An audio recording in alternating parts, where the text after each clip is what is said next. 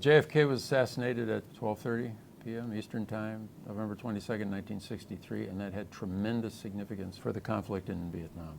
Throughout 1963, John Kennedy is telling his Secretary of Defense, McNamara, who will continue under Johnson, he's telling McNamara, I want to get these people out. McNamara gets it. He figures, he didn't get it at first, that Kennedy was really committed to withdrawing, but he got it. He's going to implement the withdrawal.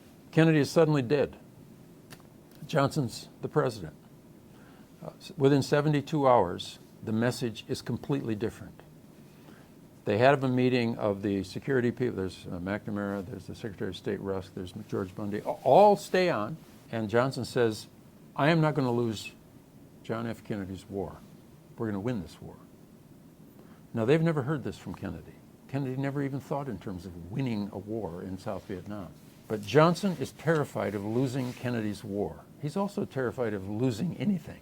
He's a very insecure person. He's totally the opposite of JFK in a lot of ways. He has almost no experience outside the United States or even outside the Beltway, except for Texas, where he's from. So suddenly these people who have been getting it slowly that this man, JFK, is not going to go to war in South Vietnam, are told not only are we going to go to war in Vietnam, we're going to win the war no matter what it takes. You never know for sure what would have happened in terms of if Kennedy had lived, would he ever have Americanized the war?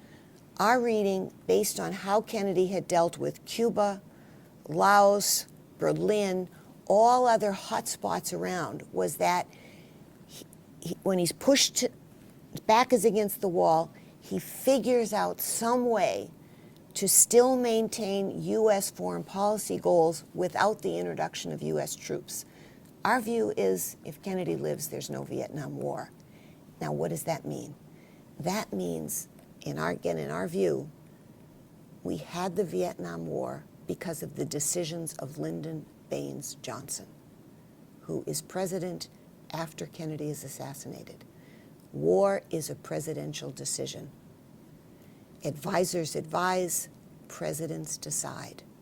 It's a very, very interesting situation where essentially all the main advisors to Kennedy stay on with Johnson. The advice they're giving to Kennedy, they give advice to Johnson. Now they change because they know who's in charge and how they're going to respond to their new leader and so forth. But Kennedy was getting hawkish advice. He said no.